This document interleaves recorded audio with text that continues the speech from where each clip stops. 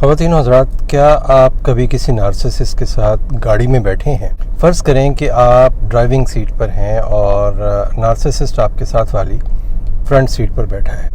आप गाड़ी स्टार्ट करते हैं और गूगल मैप्स पर जगह का तयन करते हैं और नेविगेशन वगैरह ऑन करते हैं। अब नार्सिसिस्ट को ये बात बुरी लगेगी कि इसके होते हुए आप गूगल से मदद क्यों ले रहे हैं। वो आप पर तनकीद करेगा कि इतना सा रास्ता तुम्हें याद नहीं है, तुम कैसे ड्राइवर हो।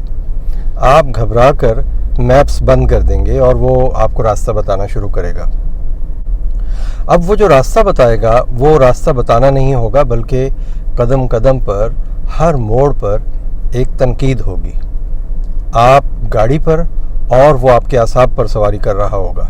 तो अगर आपने गाड़ी उसकी मर्ज़ी के मुताबिक ना चलाई और कोई गलत टर्न ले लिया तो आपकी खैर नहीं। वो कहेगा मुझे जाना ही नहीं, वापस चलो। आप लाख कहेंगे कि मैं वहाँ ले चलता हूँ, क्या हुआ जो मोड़ मिस हो गया, अभी वापस किए देते हैं, मैं अगले यू टर्न से वापस आ जाऊँगा। लेकिन नार्सिसिस्ट साहब जो ख़ुद को गूगल से भी ज़्यादा एक्यूरेट समझते हैं, उनकी अना ये गवारा नहीं करेगी कि वो आपकी गलती माफ़ कर दें।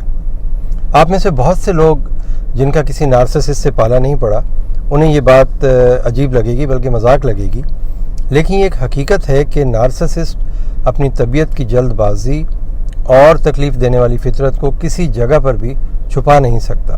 देखने में एक आम सी बात लगती है कि नार्सिसिस्ट आपके साथ गाड़ी में बैठा है, लेकिन जब आप नार्सिसिस्ट के साथ गाड़ी जैसी महदूद जगह में होंगे जहां आपके फ़रार का कोई रास्ता नहीं होगा, यकीन करें ये आपके लिए एक परेशान कुन या इंतहाई तकलीफ़ दे तजुर्बा हो सकता है। नार्सिसिस्ट चूँकि आदी मुजरिम होता है अजियत पहुँचाने का, इसलिए कैसे मुमकिन है कि वो ये मौका भी जाने दे।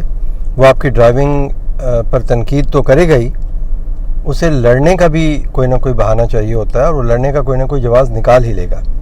जैसा कि मैंने अर्ज़ की कि गाड़ी एक बंद जगह है और नार्सिसिस्ट को अपनी नरगिसियत दिखाने के लिए एक परफेक्ट स्टेज मिल जाती है। इस बंद जगह में वो नफसियाती तौर पर आप पर और बेहतर कंट्रोल हासिल कर सकता है। वो इसे अपने लिए एक बेहतरीन मौका समझता है। वो बातचीत के दौरान अपनी कामयाबियों, अपनी ड्राइविंग की महारत और अपनी ज़ात की खूबियों और आपकी ज़ात की खामियों पर फोकस करना पसंद करता है। अगर आप सफ़र या रास्ते के मुतालिक कुछ कहना चाहेंगे तो वो आपकी राय को रद्द कर देगा और अपनी मर्ज़ी आप पर मुसल्लत करेगा। वो आपकी खुद एतमादी को ख़त्म करने के लिए हर छोटी छोटी बात पर आपको टोकेगा। जैसे मैंने बताया कि वो कहेगा गलत मोड़ क्यों लिया, ज़्यादा ब्रेक क्यों लगा रहे हो, गाड़ी आहिस्ता क्यों चलाई, गाड़ी यहाँ पर तेज़ चलानी थी, इशारा खुला था, निकल जाना था, क्यों खड़े रहे। आप अगर मैप्स की मदद से रश वाले रास्ते को अवॉइड करेंगे तो वो कहेगा ये रास्ता क्यों लिया है। वो आपके दुरुस्त रास्ते के इंतखाब को भी बुरा समझेगा।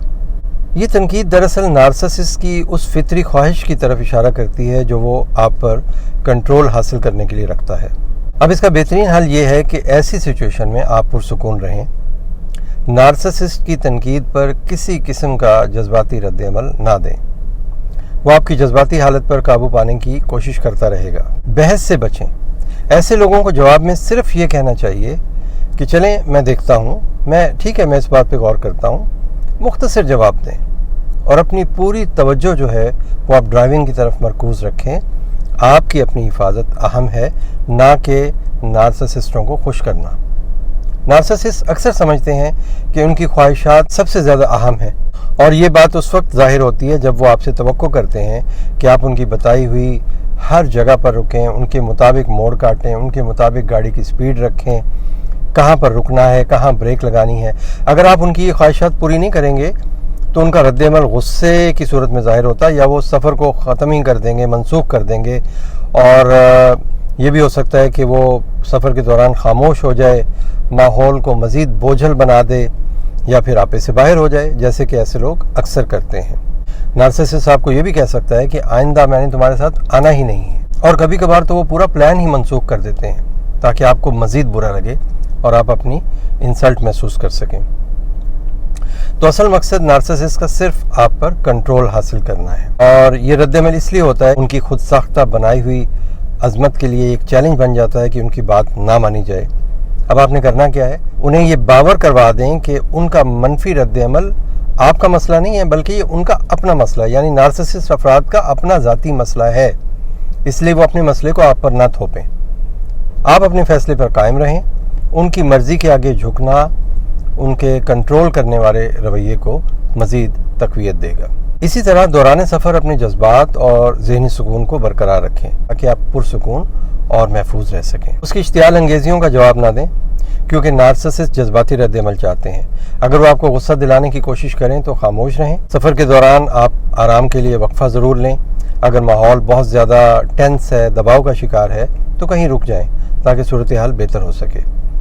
پرسکون اور غیر جذباتی زبان استعمال کریں، جذباتی ہونے سے بچیں، اور میں یہ بار بار بات کہہ رہا ہوں کہ مختصر اور غیر جذباتی جواب دیں تاکہ معاملہ بگڑنے نہ پائے اور آپ کا سفر خراب نہ ہو۔ تو نارسسسٹ کے ساتھ گاڑی میں سفر ایک سادہ سی بات ہے، لیکن کبھی کبھی یہ معاملہ آپ کی جذباتی آزمائش میں بھی تبدیل ہو سکتا ہے، چاہے یہ نارسسسٹ کی آپ پر مستقل تنقید ہو یا اس کی بات اور اس کی ذات کو اہمیت نہ دینے پر اس کا آپ پر غصہ ہو۔ آپ کو ہر حال میں پرسکون رہنا ہے۔